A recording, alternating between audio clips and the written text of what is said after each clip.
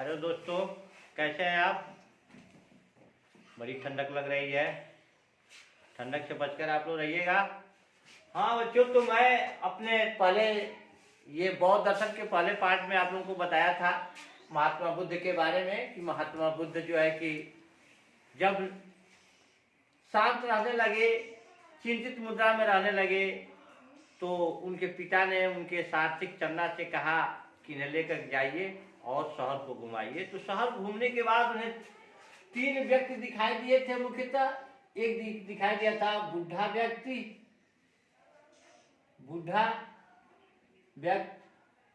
दूसरा उसे रोगी दिखाई दिया था, रोगी, और तीसरा उसे मृत्यु व्यक्ति दिखाई दिया था जो लेटा हुआ था। तो उन्होंने इन तीनों के बारे में अपने सारथी चन्ना से पूछा था कि क्या मैं भी बूढ़ा हो जाऊंगा। उसने कहा कि जो इस संसार में आया है सबको एक न एक दिन बूढ़ा होना है। उसने कहा कि क्या मुझे भी रोग होगा।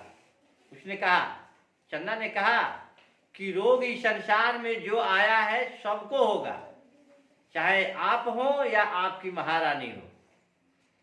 उसके बाद उन्होंने पूछा कि क्या ये जो मरे हुए व्यक्ति हैं तो क्या सबको मरना है, क्या मैं भी मर जाऊंगा। तो उन्होंने कहा, चन्ना ने मुझे कहा था कि संसार में केवल एक ही सत्य है, जो वो लोग कह रहे थे राम नाम सत्य है, केवल राम का नाम ही सत्य है, बाकी कुछ भी सत्य नहीं है, सबको मरना है। उसके बाद से वह इन्हें महल की तरफ लेकर आया। रास्ते में देखा कि एक व्यक्ति है जो कपड़ा वगैरह नहीं पहना हुआ है, शांत मुद्रा में बैठा हुआ है। उसने पूछा वो क्या है। उन्होंने कहा कि ये एक संत है। कहा कि ये संत है। दूसरे संत ये क्या कर रहे हैं, कैसे क्यों ऐसे बैठे हैं। वो कहा कि ये भगवान का प्रार्थना कर रहे हैं, भगवान की पूजा कर रहे हैं। तो उसने पूजा करने से क्या होगा। तो कहा कि पूजा, ये बैरागी की दुनिया में जा रहे हैं, ये बैरागी है, वैराग्य इन्हें हो गया है, इन्हें मोह माया से कोई मतलब नहीं है, अपने परिवार पत्नी बच्चे धन दौलत से कुछ भी माया मतलब नहीं है, बस इन्हें एक मतलब है तो केवल प्रभु से है, और इसीलिए वो बैठे हैं। ये बात महात्मा बुद्ध को जच गया और उसी समय से उनके अंदर वैराग्य उत्पन्न हो गया। वे घर आए, कुछ दिनों तक तो वो घर में रहे, लेकिन एक दिन वे रात्रि के समय 12 बजे, रात्रि समय क्या था 12 बजे रात्रि के समय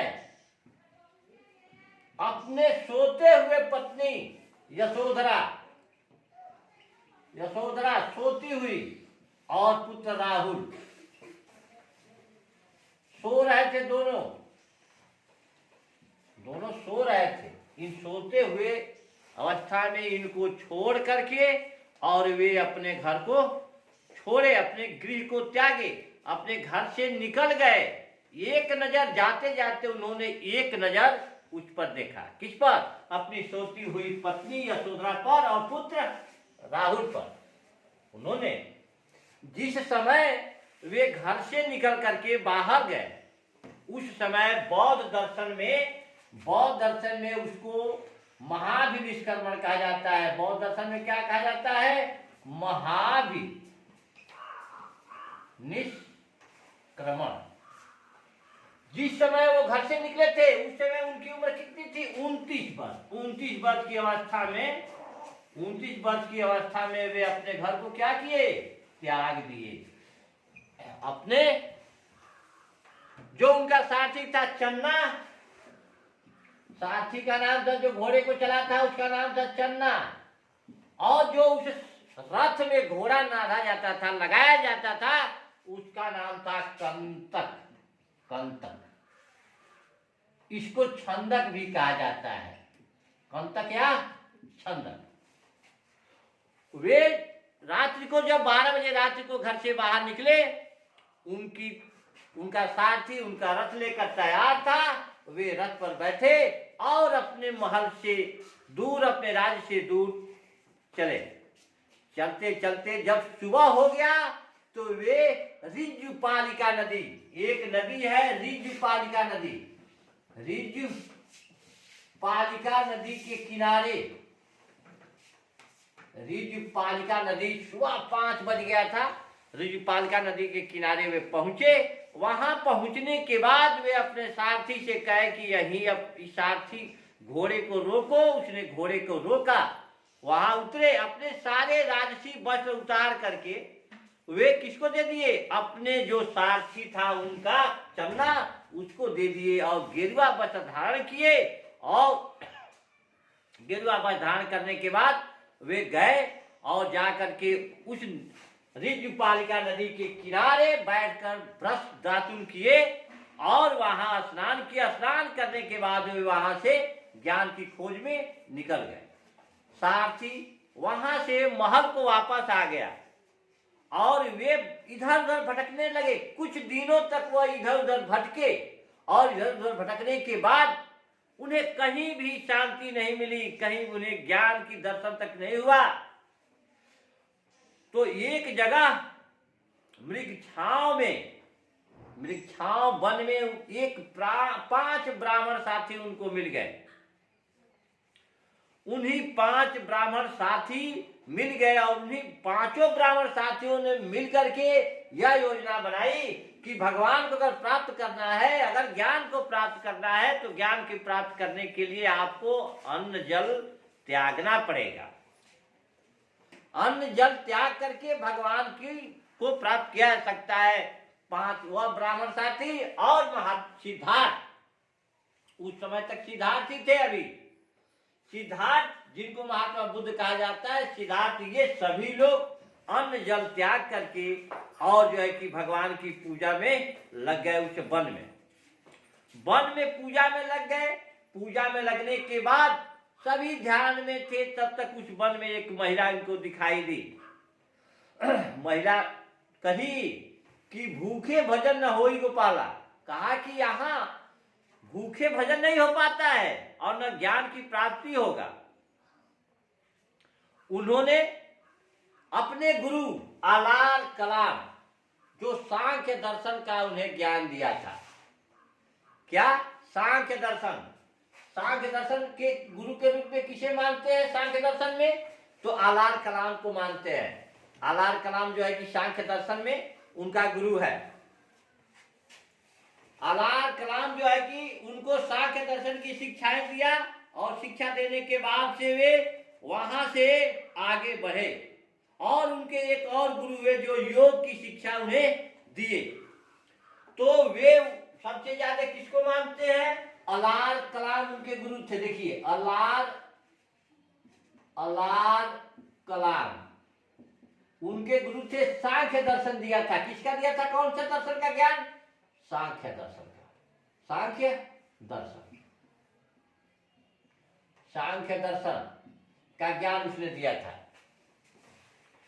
सांख्य दर्शन का ज्ञान दिया और वे वहां से उस ब्राह्मण साथियों को छोड़ करके और वो कहां चले गए, वहां से अब आगे निकल गए ज्ञान की खोज में।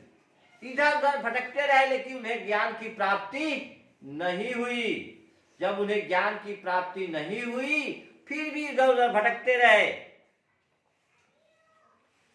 इधर उधर भटकते रहे। भटकने के बाद वे वहां, तो अब महात्मा बुद्ध वहां से आगे बढ़े। बढ़ते बढ़ते वह बोध गया चले गए। कहां, बोध गया, बोध गया, बोध गया गए। वहां वे एक पीपल के, विशाल पीपल के वृक्ष के नीचे अपने आसन को जमाया और आसन को जमाने के बाद वहीं उन्हें भगवान का ध्यान में आया और उन्हें जिस पालथी जिस दिन मारे, जिस दिन आसन जमाया, उसके 7वें दिन बैसाख पूर्णिमा के आधी रात को उनके शरीर में तेज फैला, तेज हो गया उनका शरीर। उनकी शरीर से ज्वालाएं निकलने लगी, ऐसा महसूस होने लगा। उन्हें यह आभास हो गया कि मुझे ज्ञान की प्राप्ति हो गई है। तो बच्चों, ज्ञान की प्राप्ति उन्हें कब कहाँ हुई थी, तो बोध गया में पीपल, किस पीपल, पीपल के वृक्ष के नीचे, पीपल वृक्ष के नीचे किस दिन हुआ था? तो वह हुआ था बैसाख पूर्णिमा, बैसाख पूर्णिमा के दिन। कब हुआ था? तो रात्रि में 12 बजे। जब उन्हें आभास हुआ कि मुझे ज्ञान की प्राप्ति हो गई है, तो ज्ञान की प्राप्ति होने के बाद वे सोचे कि अब इसको मैं किसको बताऊं कि मुझे ज्ञान की प्राप्ति हो गई है। फोन तो था नहीं कि फोन करके बता दें अपने गुरु अलाल राम से, अपने 5 साथियों से और अपने घर परिवार सभी लोगों से कि फोन करके हेलो हो गया है, हमको ज्ञान मिल गया, जिसके लिए आए थे वह काम हो गया। था तो नहीं उस समय। अब वे परेशान, किसको बताए? उसने कहा कि सबसे पहले मैं अपने गुरु को बताऊंगा कि मुझे ज्ञान की प्राप्ति हुई है। सबसे पहले इन्होंने सोचा। अब वे वहां से चले, लेकिन जही वो वहां पहुंचे, उन्हें यह पता चला कि उनके गुरु अलाल कलाम अब इस दुनिया में नहीं रहे। और सोचे कि अब क्या करें? कहा कि वो मेरे जो 5 ब्राह्मण साथी थे उनको मैं ज्ञान दूंगा। तो अब उनको ज्ञान देने के लिए वो वहां से कहा गए, पता लगा कि वे मृगदांव में ठहरे हुए हैं सारनाथ में। वे वहां से सारनाथ बनारस में है, सारनाथ गए और सारनाथ वे वहां से सारनाथ है। सारनाथ में मृगदांव में उनके 5 ब्राह्मण साथी ठहरे हुए थे। कहा? मृगदांव में ठहरे हुए थे वही 5 ब्राह्मण साथी। वो वहां है, कहे मुझे ज्ञान की प्राप्ति हो गई है। और उन सबसे पहला उपदेश उन्होंने कहा दिया था? सारनाथ में दिया था। बनारस में जो सारनाथ है, सारनाथ में पहला अपना उपदेश दिया। महात्मा बुद्ध ने अपना क्वेश्चन आता है क्या? महात्मा बुद्ध ने अपना पहला उपदेश कहाँ दिया? उत्तर हम लिखते हैं, महात्मा बुद्ध अपना पहला उपदेश सारनाथ दिया। महात्मा बुद्ध अपना पहला उपदेश कहाँ दिया था? सारनाथ वाराणसी। सारनाथ वाराणसी में है, वाराणसी जिले में सारनाथ है। वहां दिया था उन्हें अपने 5 ब्राह्मण साथियों को।